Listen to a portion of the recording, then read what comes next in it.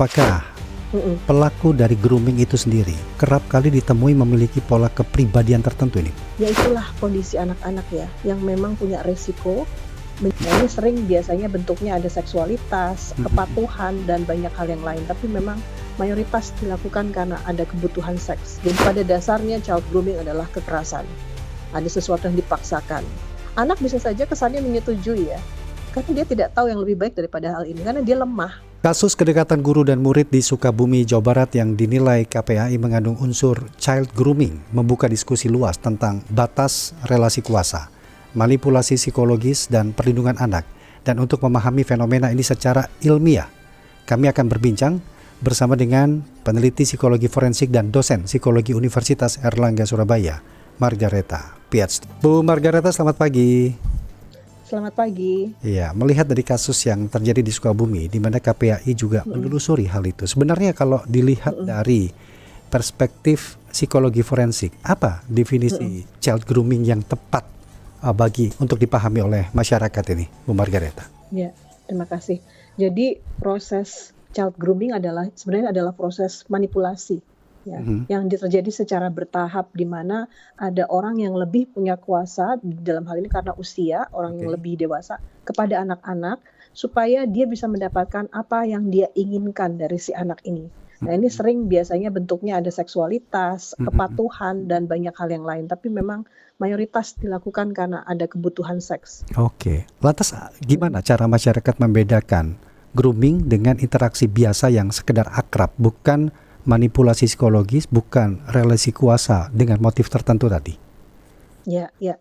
Yang menjadi khas di child grooming adalah, eee, akan terjadi semacam rahasia, secrecy gitu ya. Oke. Jadi si pelaku akan menciptakan satu kondisi di mana anak menjadi sangat percaya atau Hmm. sangat merasa dia adalah istimewa, jadi dikasih hal-hal yang membuat anak ini, bukan anak biasa gitu, saya adalah anak istimewa kalau di matanya si Pak X atau Ibu Iya, Y iya. misalkan.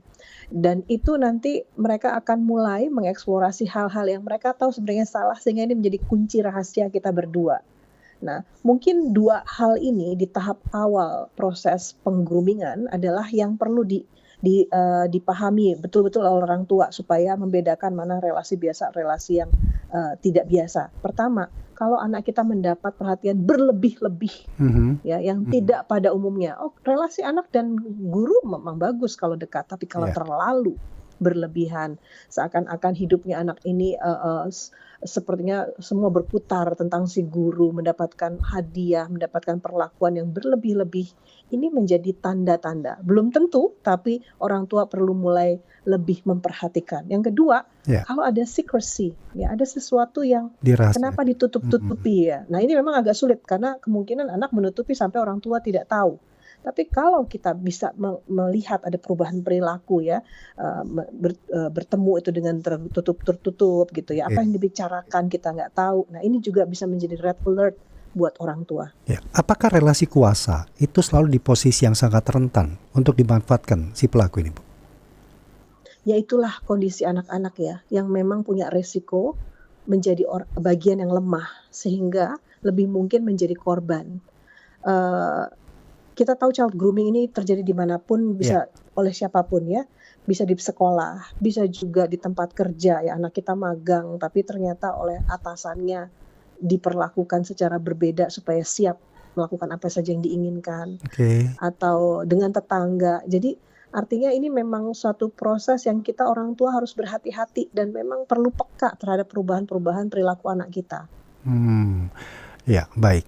Dan Bu Margareta, apakah Mhm. pelaku dari grooming itu sendiri kerap kali ditemui memiliki pola kepribadian tertentu ini, Bu? Ini belum ada ya, apa namanya, eee riset yang sangat konklusif Iya. menyebabkan ini apakah ini kepribadian ya, Atau tapi hanya iya, memang gimana, Bu? ini bentuk kekerasan seksual. Jadi Oke. pada dasarnya child grooming adalah kekerasan, ada sesuatu yang dipaksakan. Anak bisa saja kesannya menyetujui ya, karena dia tidak tahu yang lebih baik daripada hal ini, karena dia lemah.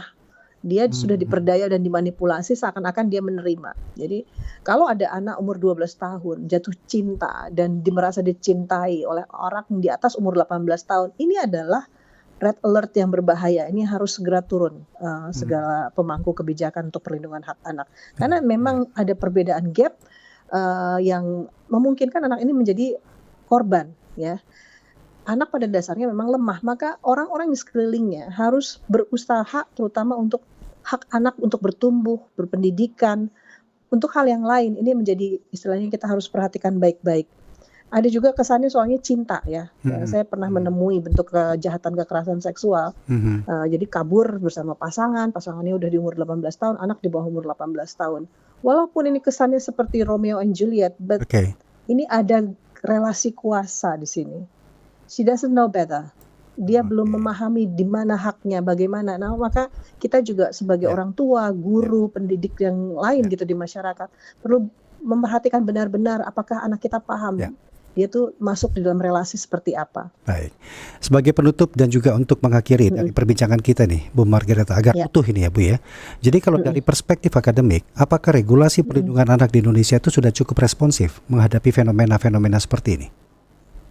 Sebenarnya kalau perangkat peraturan kita sudah cukup punya. Bahkan perangkatan fasilitas ya, UPTD, kekerasan, TPA itu ada di mana-mana.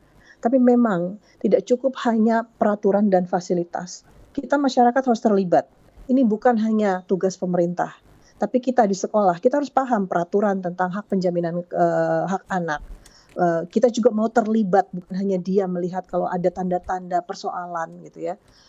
Dan juga sebagai orang tua, tidak cukup hanya bergantung orang-orang, tapi kita yang di rumah ini adalah sumber utama yang melihat anak, menjadi figur yang menunjukkan otoritas, ini benar, ini salah. Kamu dapat hadiah terlalu banyak, perhatian terlalu berlebih, ini juga beresiko buat kamu. Mari kita semua ini juga terlibat supaya seluruh perangkat kebijakan dan fasilitas ini benar-benar digunakan dengan baik, bahkan bisa mencegah tindakan ini terjadi ke depannya. Baik. Bu Margareta, terima kasih banyak Bu. Kapan-kapan kita ngobrol lebih banyak lagi nanti Bu ya. Terima kasih baik, Bu. Terima kasih banyak. Sehat-sehat. Selamat pagi. Ya, demikian tadi kami telah berbincang bersama dengan peneliti psikologi forensik dan dosen psikologi Universitas Erlangga Surabaya, Margareta PhD.